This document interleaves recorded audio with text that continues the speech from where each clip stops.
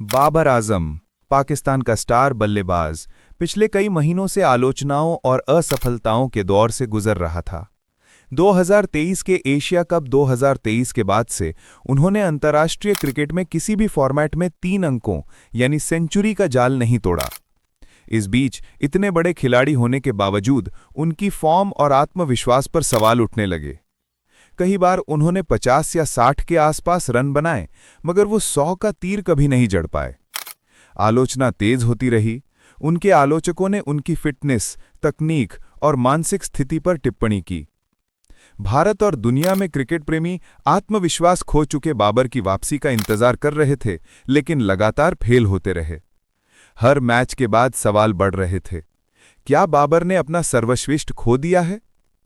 इंतजार का अंत, 807 दिन और 83 पारी, जब पारी बजी और दिल हिले।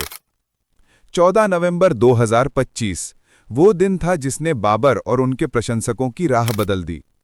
पाकिस्तान बनाम श्रीलंका नेशनल क्रिकेट टीम के दूसरे ओडीआई में मैदान हुआ रावलपिंडी क्रिकेट स्टेडियम। लक्ष्य था 289 रन। बाबर ने बल्लेबाजी की शुरुआत संभल कर की। उन्होंने पहले स्ट्राइक रोटेट की, गेंदों को सुरक्षित खेले। जल्द ही उनका पहला चौका आया, उसके बाद 50 की ओर बढ़े। उन्होंने तीसरी पारी में चुपचाप ग्राउंड पर अपना असर दिखाया, लेकिन जितना जरूरी था उतना प्रभावी। धीरे धीरे उन्होंने अपना गति बढ़ाई। उनका पहला शतक 102 रन 119 गेंदों में 8 चौकों के साथ जब पूरा हुआ, मैदान में तालियों की गड़गड़ाहट गूंज उठी। उसी क्षण बाबर अपने घुटनों के बल झुके। ये उनके लिए सिर्फ शतक नहीं था, यह मुश्किल घड़ी का अंत था। उन्होंने मुस्कुराते हुए साथियों से गले मिलकर जीत पक्की की। शतक के बाद बाबर के चेहरे पर जो राहत झलकी, वो सिर्फ एक रन जमा खिलाड़ी का नहीं था, वो एक इंसान का था जिसने महीनों के संघर्ष और आत्मसंदेह के बाद खुद को फिर से साबित किया। मैच विजय की खुशी के साथ उन्होंने कहा कि जब अल्लाह ने लिखा है वो होता है, एक भावुक विश्वास जो उनकी मुसीबत की घड़ी के बाद फिर से जिंदा हुआ। उनका ये शतक सिर्फ व्यक्तिगत जीत नहीं था, इससे पाकिस्तान के लिए वो मैच और सीरीज दोनों सुरक्षित हुईं। टीम ने आसानी से लक्ष्य हासिल किया, 8 विकेट से जीती और सीरीज 2-0 कर दी। बाबर की ये पारी उनके साथी बल्लेबाजों और गेंदबाजों के भरोसे को फिर से जगाने वाली साबित हुई। इस शतक के साथ उनके अंतर्राष्ट्रीय करियर के आंकड़े भी चमके। उन्होंने अपना 20वां ओडीआई शतक पूरा किया और सईद अनवर के बराबर हो गए, पाकिस्तान के इतिहास में सबसे ज्यादा ओडीआई शतकों में। लेकिन ये सफलता किसी बाहर की खुशबू नहीं थी, बल्कि पेल की तरह धीमी लेकिन मजबूत। 807 दिन, 2 साल 2 महीने और लगभग 15 दिन, 83 अंतर्राष्ट्रीय पारियां, टेस्ट, ओडीआई और टी20आई में बिना किसी 3 अंक की पारी। हर पारी में उम्मीद और हर बार तकलीफ। ये समय बाबर के लिए मानसिक और तकनीकी रूप से बहुत चुनौतीपूर्ण रहा। फिर भी उन्होंने हिम्मत नहीं हारी।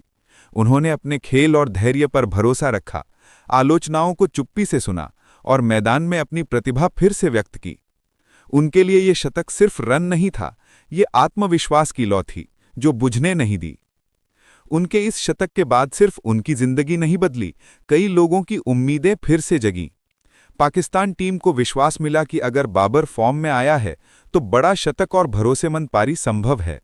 फैंस ने तालियां बजाईं, सोशल मीडिया पर बधाइयां दी और आलोचकों को एहसास दिलाया कि क्रिकेट सिर्फ रन नहीं, हौसले, धैर्य और आत्मविश्वास का नाम है। बाबर ने खुद कहा कि अब वो पीछे नहीं देखना चाहते, बस आगे बढ़ना है। भविष्य में और पारियां और शतकों की लालसा लिए। अगर ये शतक सिर्फ शुरुआत है तो आने वाले मैचों में हम उन्हें फिर से चमकते हुए देख सकते हैं।